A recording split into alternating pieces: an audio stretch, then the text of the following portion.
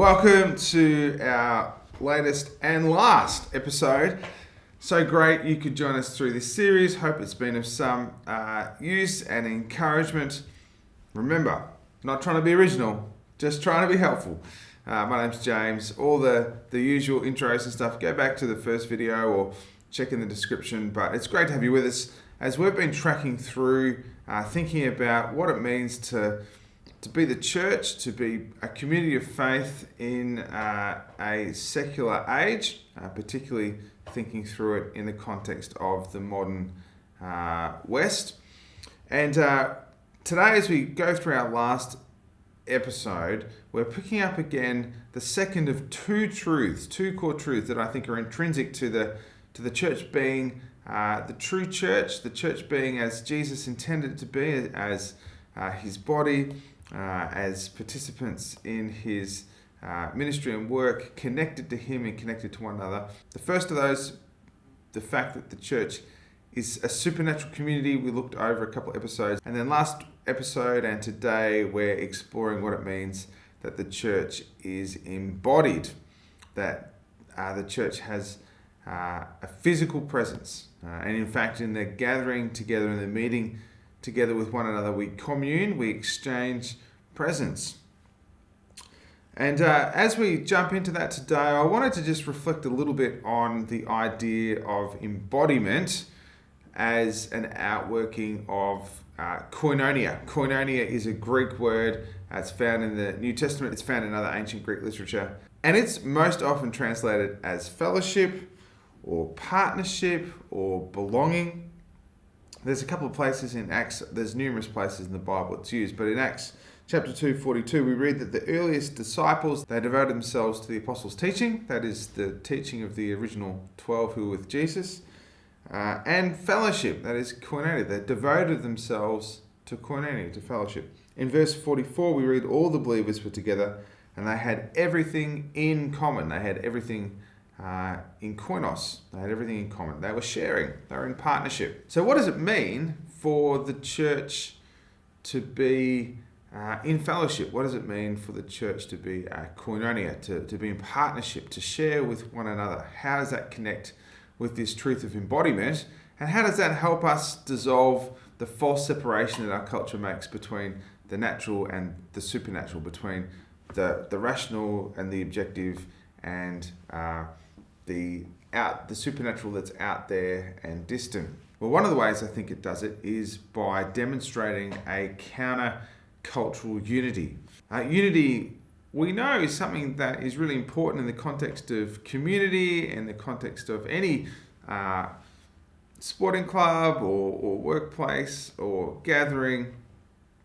People that are like-minded, that share the same ideals, same passions, same interests. There's something that's really powerful and good about people coming together around a common passion or a common belief. But I wonder if you knew that when we gather together as a church, we gather and what we have in common is our oneness or our solidarity, our partnership with Jesus. Jesus is the one that actually brings us together. God draws us near to him, so we draw near to God through his gracious work as he makes himself near to us. We know that one of the outworkings of this then is the fact that we belong to one another. So in Paul's letter in Colossians chapter 3, he writes, "Let the peace of Jesus, the peace of Christ, rule in your hearts." That is, let peace and the peace that comes from Jesus be the dominant experience of your heart, not anxiety, not restlessness, but peace. "For this you were called as members of one body," and be thankful. So one of the things that's true about the church is that we're not united around temporary or shallow things. We're actually united into and by something that's stronger than even blood, and something that's more profound than identity politics, something that's more robust than any ideology. We're united in our faith in Jesus. Actually, Jesus is the one who unites us. When we gather, when we draw near to him, We are united in him, and so we belong to one another. You might have heard the story. There was once a man who was deserted on a desert island. Think Tom Hanks in Castaway. Didn't even have a Wilson, as far as we know. And for many years he survived by living off the land. And finally, one day, a passing ship noticed smoke on the island and went to investigate. And his hope that he'd be rescued was realised. So when he was finally rescued, the crew noticed some makeshift structures on the beach. And when they asked him about them, he replied, well, this one is my home, and this one was my church. They were a bit confused, and they said, well, what's the third structure then? To which he replied, well, that's the church that I used to go to. Ba-dum-ching. But I think that little bad joke, that little story speaks for itself, right? It illustrates some key truths that when you look across the institutional church and the typical church you'll find in Australia, unity is something that's constantly being challenged. There are a lot of churches that split over the weirdest and dumbest things. One church I know of split because they couldn't agree on the colour of the new curtains. Like, seriously, yeah, true story. The church divided over that. Sometimes churches divide over secondary doctrines, things that might be true or helpful to know with respect to faith, but actually are not the main thing. But we forget that, and we make secondary and tertiary things the main thing, and then we allow those things to divide us. But the point is that church is messy. And church is messy because church is full of people, and people are messy. The church is the people of God. And people are messy. And if we're really honest, for those of us that go to church, we want church on our own terms. We'd like a church that meets our needs. We'd like a church that ticks my boxes. We'd like a church that scratches my itch. And in this day and age, it's very easy to switch churches. But the reality is the problem with church is usually me. Well, Dietrich Bonhoeffer, I've mentioned him in the last episode, German theologian, imprisoned in a concentration camp during World War II. He warns in his book Life Together, he says this: every human wish dream that is injected into the Christian community is a hindrance to genuine community. And it must be banished if genuine community is to survive. He who loves the dream of a community more than the Christian community itself becomes the destroyer of the latter, even though his intentions may be ever so honest and earnest and sacrificial.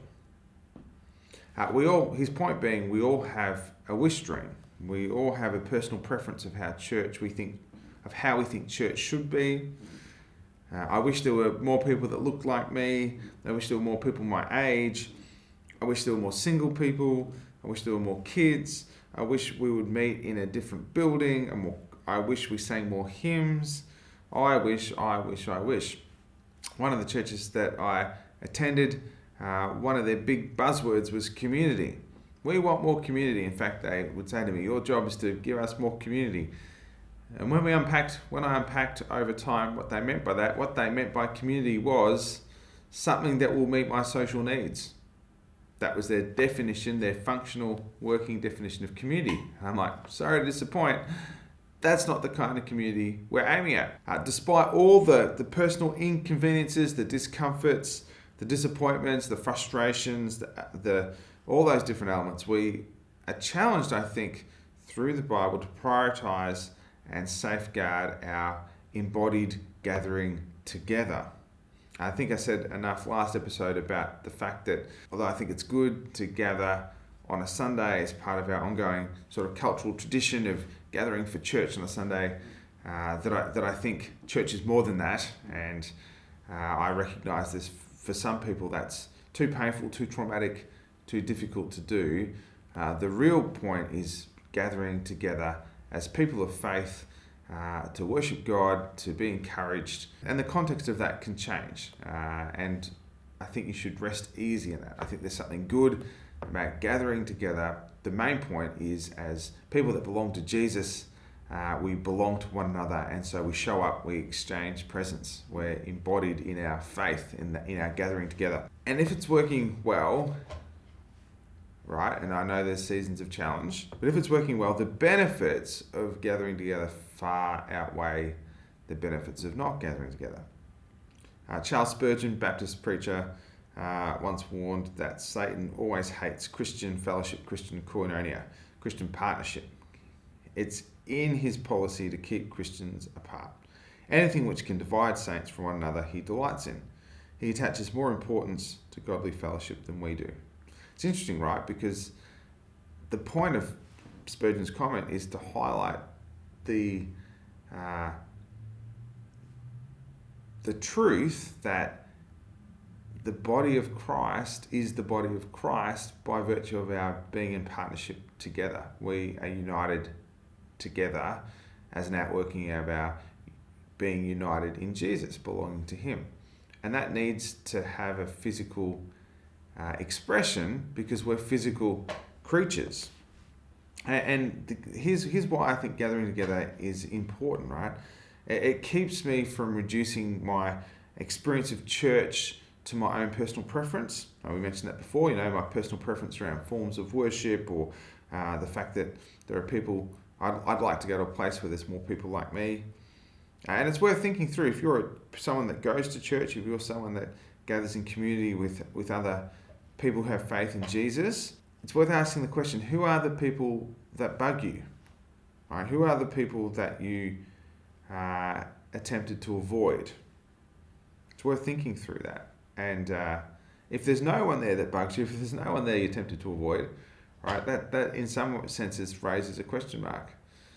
Because one of the unique things about the church is that we're gathered from all walks of life, from every background, every journey, and we are brought together in Jesus. And so, it's pretty normal, I think, for a healthy church to have people within it that, naturally you would get on your nerves. You would actually get on their nerves. Think about the people that, perhaps find you difficult to get along with.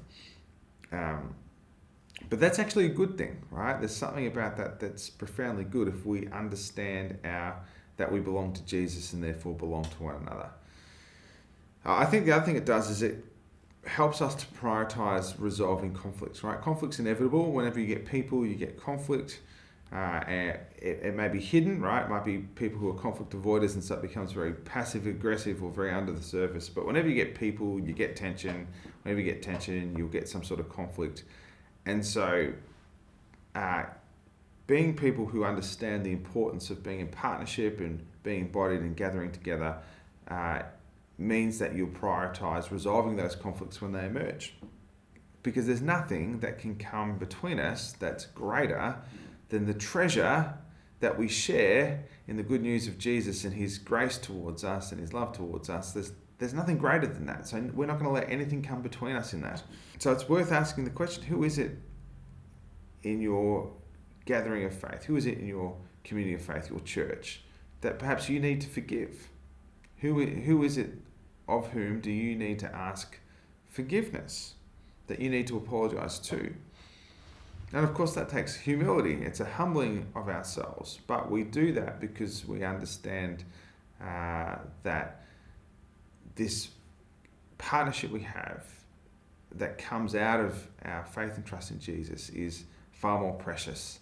One of the other things that's, I think, really powerful to keep in mind is that our unity, our partnership, particularly when it's a partnership of people that wouldn't naturally like each other necessarily, or are naturally just full of people that are just like us, where there's a full breadth of diversity and difference, where we have to work at being in community, and we have to work at sharing and our lives and being in partnership with one another, is that it actually becomes a witness or light to the world. And that includes the way in which we honour and submit to our leaders in the church. Sometimes we need to challenge leaders who have power and authority and who misuse that. But when leaders, even if they get stuff wrong, when leaders are acting in ways that are honourable and seeking to love others in that other-centered love, when they are laying down their lives for the sake of a community, we gladly submit to our leaders, and that becomes a witness to the world, particularly in Australia where we're quite suspicious of leaders and quite anti-authoritarian. That's, I think, a really good and healthy thing. As I said, doesn't mean our leaders are always right, but just think about how we treat our leaders in the world. I think saying sorry, as I said before, resolving conflict, saying sorry is an incredible witness. There's been times where people have said incredibly painful and hurtful things to me, and time has passed, and they've recognised that, and they've come back, and they've apologised to me. They've asked for forgiveness, and it's been, not only has it been incredibly healing for me and for our relationship, but I think it becomes a witness to those around us that these things don't need to be the end of relationship, that we can, by the grace of Jesus and by his love, we can forgive one another, we can humble ourselves and repent, and those relationships can be restored in profound and healthy and whole ways. Sadly, it doesn't happen as often as it should, but it does happen, and when it does, I think it's a profound testimony or witness to the unity that we can have in Jesus.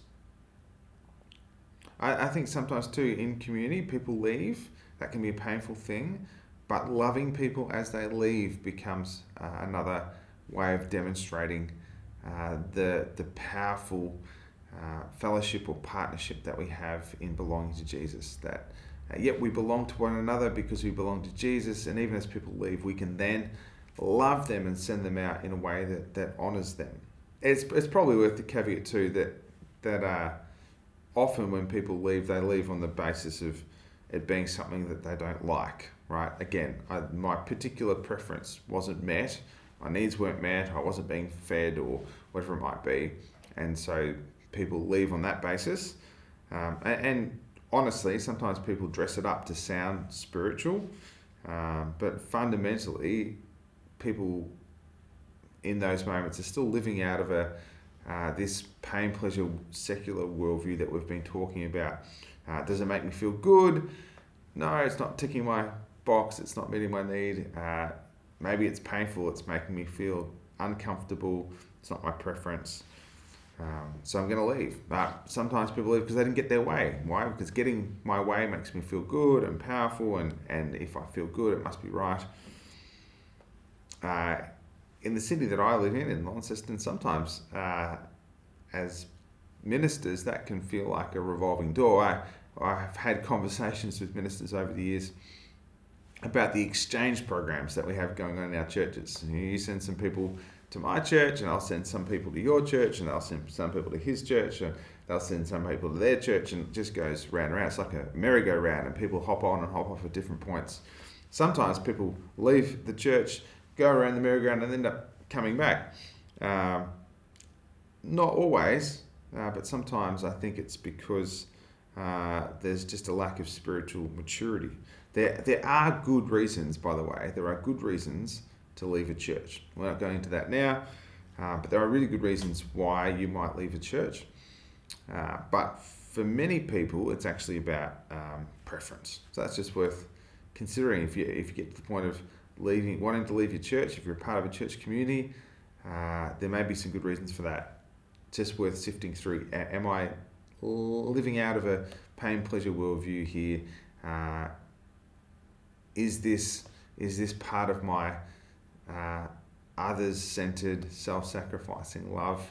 But there still may be good reasons why it's really healthy and appropriate to leave a church. We talked about countercultural unity as an outworking of an embodiment of fellowship or koinonia, a partnership, a sharing. The other thing I think that comes out of this idea of koinonia or fellowship, of sharing, is the idea of self-sacrificial action, which, if you're following along, you can immediately connect back into that suffering glory paradigm and go, actually, this is self-sacrificial action. Isn't that another way of saying others-centered love? Yeah, it is. As a dad, I've got to say, nothing pleases me more than those times. Maybe they're rare, maybe they're frequent. Nothing pleases me more than those moments when I see my children prefer each other. We're so ingrained, it's so ingrained to just prefer ourselves, to go for what we want. But when my kids prefer each other, it's such a blessing, it's such a beautiful thing to witness. They do it without being asked or without being forced to. It's moving, actually. It's a really loving thing to watch. It's a like Jesus gesture. Well, the early church, they sacrificed for each other in really profound ways. We read in Acts 2 that they were selling their possessions, they were selling their belongings, they were giving to those in need. And I'm not saying that's the model in that that's what we have to do. We've got to be an Acts 2 church. It's worth being challenged by that. Let's not be quick to shut it down. But I think the principle's there, right? This self-sacrificial way of living. I think that's true, should be true of every community of faith that belong to Jesus and belong to one another, that there should be evidence of that. That we get alongside those people who are in need. And the truth is that there's a hurt in every heart. There's a hurt in every home. We all have our needs. And so when we gather, we intentionally stir ourselves up to greater depths of affection and sacrifice, particularly because sometimes these are people that we wouldn't naturally like or hang out with. It's easy to love and look after the people that we like. There's something really profound about stirring ourselves up to care for and sacrifice for people that we find it harder to like or harder to come alongside. It's a profoundly loving, others-centered thing to do. It's an incredible path to deep meaning and fulfillment.